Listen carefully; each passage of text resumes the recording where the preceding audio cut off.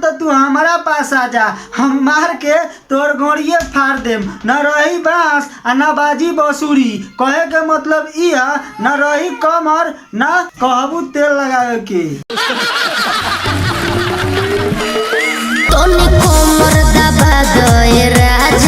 ना हिनकरा बहिन चोदो हिनका कमर दबावे के आ कमर में तेल लगवावे के। ना भाई लोग तोनी से बता दी कि हमनी के बिहार में 25% भौजी ऐसने होखेली। पहले तो कहले कि हे राजा जी आवा हमर कमर मुचका दो, मार के हमर घोड़िया फाड़ दो। अब फाड़ देबो त का कही एक बार खुदे सुन लो। मुअनी हो हम डर के दर्द से मुअनी ए दादा मुअनी, हम त गाड़ के दर्द से मुअनी त गड़िया मरावे खातिर मरावेलू। मुअनी हो हम डर के दर्द से मुअनी ए राजा डांड के दर्द से। चाहे तू एकरा गाड़ समझ चाहे डांड समझ, लेकिन मुएली जरूर। 25% भौजाई के भतार ऐसन मिलेला। अंगुरी पर मुंह लेके मल देतनी। ठीक है बा। आ बाकी 75% बचल भौजाई में से ओहू में से 25% के ऐसन भतार मिलेला जे मोमबत्ती चुआ के प्यार करेला। करेला प्यार बोलमुआ मोमबत्ती चुआ के। भाई लोग ऐसन प्यार देखले रहला कि मोमबत्ती चुआवल जाए। अभी तक के तो ये सुनले रहली है कि मोमबत्ती जरावल जाए, अगर लाइट उठ कर जाए तो मोमबत्ती जरावल जा सकेला। लेकिन सरवा ई कहवा के इंसाफ है कि मोमबत्ती चुआ के प्यार कल जाए। मोमबत्ती चुआ के देखा उ एगो सामान ऐसा नाजुक चीज होखेला, अगर ओकरा पर 1-2 बूंद मोमबत्ती चुआ दिया जाए तो फूल के सरवा फुलगेना हो जाए। मोमबत्ती चुआ के हम मान लेती ई कह देत कि साबुन लगा के चाहे थूक लगा के चाहे भेसलिंग लगा के, लेकिन ई डायरेक्ट कहतिया मोमबत्ती चुआ के। मोमबत्ती चुआला भाई लोग पिसला ना होकेला, बल्कि उ सट जाला और चमरवा।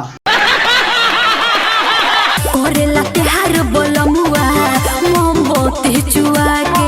अरे भौजी एले निमन तो कह दे तू कि करेला प्यार बोलमुआ ओही में मोमबत्ती घुसा के। ई एक घड़ी के लिए मान जाती, लेकिन ई तइको ना मान सकिले करेले प्यार बोलमुआ ओही में मोमबत्ती चुआ के। भाई लोग अभी तक के हम बतैली 25% भौजाई के बारे में समझ गेला, फिर बतैली 25% के बारे में वो समझ गेला, हो गई 50%। बाकी बचल 50% में से 25% बचल, ओकरा बारे में आप लोग खुदे हिसाब लगा लेम। ई 25% माने 75% पूरा हो गई। हमनी के बिहार में इतने रंग के भौजाई पावल जाला और जिनमें से 25% तो ऐसा होखेली छे पहला बेर अपना ससुराल जाले या भतार के सामने सीधा अपन सामान फैला के सुत जाले। ओकरा बाद ओकर भतार जब वो में घुसावे जाले तो कैसे घुसेला भौजी तू एक बार बताव। हाँ भौजी यही से ना हम हर वीडियो में मना करी ले तोनी से कि उल्टा सीधा हरकत ना करना, तो ससुराल जाला के बाद भतार के मेहनत कम पड़ी तो उ कह दी कि कहीं मरवाइले बारू, अब तू तो साफ सीधे भक सीन घुसवा ले तारू।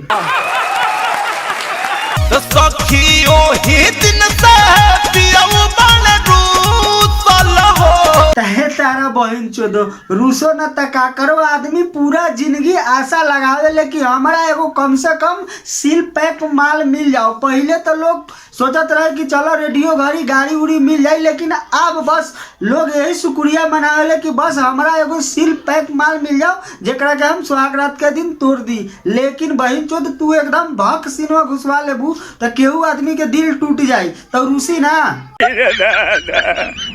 बस भाई लोग आज के वीडियो यहीं पर खत्म करता नहीं। आई होप कि वीडियो आप लोग को पसंद आ गई होई, और वीडियो पसंद आ ले तो वीडियो के लाइक करिए, हमारे चैनल के सब्सक्राइब करके घंटा बजा दी ताकि कोनो वीडियो डालम तो आप तक पहुंची सबसे पहले। Thank you for watching, by.